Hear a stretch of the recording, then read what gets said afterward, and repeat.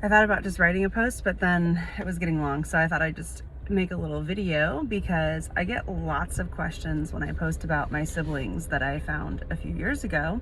And yesterday was 4 years from the day. I'm not crying, this is allergies. I might cry this whole thing, but right now this is just allergies. 4 years ago, I met my siblings in Raleigh. So my mom and dad were never married, never knew my dad, never saw a picture. My mom told me a story about him that was semi-accurate. His name was accurate and what he looked like was accurate, was basically it, and where he was from. I had hired a private investigator a couple of times to find him, and every time they were like, this person doesn't exist, are you sure your mom's telling the truth? And I was like, meh, her version of it. For example, she said he was an aeronautical engineer. He was a truck driver. Not the same. Nothing wrong with that. Just makes it a little harder to find somebody when you don't have correct information. So in 2016, my husband Rhett got me an ancestry DNA test, because once you start having kids, people start asking, well, what's your family history? Rhett's family has breast cancer and ovarian cancer for women. Almost all of them get it.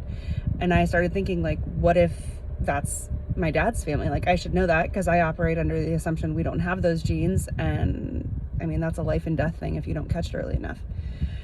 So we thought we would get the ancestry DNA thing, get the 23andMe thing, get all the genetic testing done, and just get my health information that way, since we couldn't find this person with a private investigator.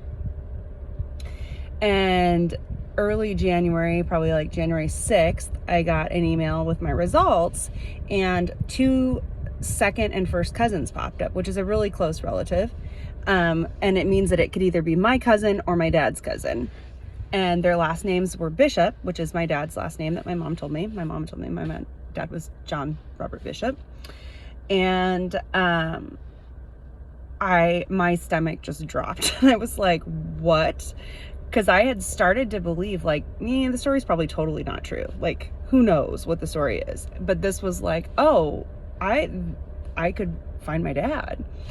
And if you know me a little bit, you know that my mom's family was incredibly cruel, unkind. My grandma called me names from the time I can remember. Never hugged me, never welcomed me, didn't like me, like clearly didn't like me. I have a cousin. When I was little, I was closer to my cousins, but as we got older, it just felt like nobody wanted to be around anybody.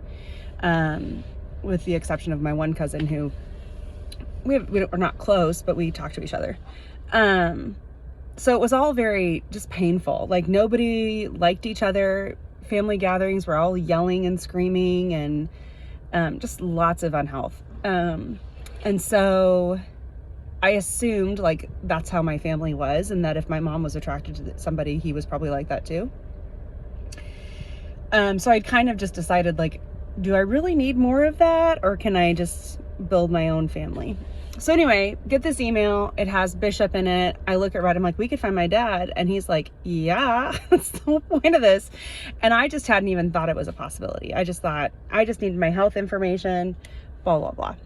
We spent about 48 hours looking, and I mean, like, every night after we put the kids to bed, we were up till 2 o'clock in the morning, like, trying to figure out the family tree. My mom had said my dad was from Virginia. The Bishops are all from the Northeast, except for one. So my dad comes from a pretty well-established family in the Northeast. Been there since the nation was established. The first mayor of New York was a bishop. They settled in the Pennsylvania Dutch communities. And my dad's dad moved to Virginia and married someone there and had my dad, and then got divorced, which made it difficult to find him because his mom remarried, and records were not as clear as they are now. But we were able to find a divorce record that indicated a kid, and then we were able to we looked for an obit with my dad's name, and we found it, and it listed several siblings. And so at that point, we realized my dad had died almost to the day that we made this discovery, a year earlier. So that was really sad, because over the week looking for him, I thought, hey, I might actually get to talk to my dad. Yeah, see, here's the tears. These are tears. This is not allergies. I might get to smell him. These are things you don't think about. Like, what does his voice sound like? What does he smell like? What are his mannerisms and things like that? And you wonder, like, I'm not like my mom's family. So I had always wondered, like, am I like him? Am I like his family? And, so we found the obit, and then the question was like, who do we contact? Of all the people still living, who do we say, hey, you know, your dead dad, BT Dubs, I'm your sister. So we decided to email my brother, who's the oldest. He's the second oldest, but he's the only son. He's a junior, and did it on Facebook. And Brett made the comment, this is going to be like a bomb going off, like, in his life. Like, this is going to be insane. And so emailed my brother, and his response was basically like, yep, sounds like my dad. Like, Brett goes, well, that was more of a Nerf dart than a bomb. So we emailed a little bit back and forth, and then I just asked, like, would you be willing to have a conversation with me, because I've got so many questions. And he absolutely gave me a call. We talked for like 2 hours that night, and I just felt a connection, and I said, would you ever be willing to meet? Well, as it turns out, there was another sister that some of the other sisters didn't know about, and my brother is the only one that could connect all the dots for everybody. And so he initiated that and called all the people involved and said, hey, can we get together and meet? And we did. And my little sister brought a recording of my dad telling the Christmas story to my niece, and that was beautiful to be able to hear his voice. And it was just such a beautiful moment. There's a connection with DNA that you just don't get anywhere else. I saw myself in my siblings, and what the beautiful thing is that I saw my dad in them. And that, I think, in a way, I can't imagine there wouldn't have been some weird moments with my dad, because he knew nothing about me. He would not have had any reason to know my mom was pregnant, given how brief their relationship was and how briefly he was here in Arizona. And so it was really beautiful to not have that. Like, yes, I'm your daughter, let's take a test, to not have any of that, but to just get the beautiful part, which was these kids, these siblings. We're not kids, we're all old, but to be able to relate to them, to see myself in them, we're very similar in a lot of ways. My brother and I are very, very similar, and I think the similarities we share are our dad. It feels like that. I've had some people question, like, how can you be so close to these people that you've only known so briefly? I don't know. Like, it's weird in a way, and then it's not weird at all. It's a beautiful, beautiful thing, and I think it's a God thing. I think there's a lot of redemption in the story. I'm not giving you all of the details because it's private and it's not my story to tell. But my dad had a hard life, and it ended very differently than it started. And he was a good dad to my little sister, and I find a lot of peace in that, and knowing that he loved her well and he was present for her. And I think there can be redemption in that. I don't need to have experienced it. I'm happy she did, and that I get to benefit from that through a relationship with her.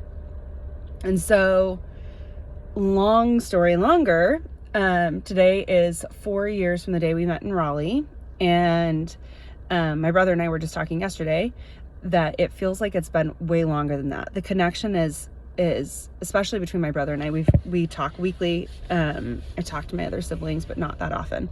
And it's just, for me, not coming from not having that at all, from not having that connection, from not having anybody. I think the key is from not being wanted by my family, from not being included, from not feeling like I belonged to anybody, to having that, to feeling like I belong, to feeling like I'm wanted, is such a cool thing. And so all of this story is just to encourage you that if you there are so many people in my generation, because of free love and the birth control pill that people weren't taking apparently when they should have been, you know, our parents that came out of the boomer generation, there's a lot of us that take those ancestry DNA tests and we find out, oh, this isn't my family, who's my family? Or I mean, in our little small group Bible study, when we took this test, 3 out of the 4 women in the study didn't know who their dads were. So I don't think that's unusual. We've all found our dads. And I don't necessarily believe that all those connections are as close as the one I have with my brother, but I do think they've been beneficial. And I think all of those women would agree that it has changed them to know who their dad is and to know the story, to fill in the gaps. To parents, if your kids don't know who their dad is, that's hard. Even if there was a dad that stood in the gap and that was a good dad, it's incredibly strange to not know, like, who do I look like? Who do I sound like? Why am I interested in these things? My brother and I love to cook. My dad loved to cook. We love food. It's not the same. Like, where did I get that? Why? And DNA is huge, you guys. It's just huge. Like, it's not, we pass so much through our DNA that we don't get through experience or milieu or education or environment. So if you're a parent in the situation that maybe my mom was in, I want to encourage you that your kid knowing where they come from, even if you don't like it and even if it's not what you want for them, is incredibly important. Don't underestimate the power of that, especially even adoptive kids. Having information, having a picture, having a name, having, like, what was this person like? Were they funny? You know, my brother and I are extremely funny. We think we are anyway. And so does that come from my dad? I think so. Things like that are really, really important to identity and knowing who you are and why you are the way you are. I also think, you know, in terms of generational trauma, generational sin, knowing those things can be helpful in knowing what needs to be healed. We pass trauma on in our DNA. That's research, proven through research. How do we heal that if we don't know what it is? Maybe we don't know why we're driven towards alcoholism, depression, anxiety, but if we know, we can heal it. Anyway, really long story for this Saturday morning. I had time. I thought I'd share it with you. Those are my thoughts. And happy anniversary to my siblings. So I have an older sister, Mary, my brother, John, Chrissy, my stepsister, and then Ashton, my little sister, who's really little. So we span in age almost 40 years. So 30 years. And I'm right in the middle. So happy weekend. And if you're looking for a relative and you have questions, if you don't know who your parents are, I am happy to have that conversation. I'm probably biased in that I will encourage you to find the parent or at least take a test. I'll tell you this, I know people that find out so late that the people that would know the story are all gone. And I would encourage you to not wait that long, because that's even worse, to think, okay, now I'm ready to know the story and I can't. Better to have the information and say I'm not ready to process it than to say I really wish I had the information, but I can't process it. So that's that.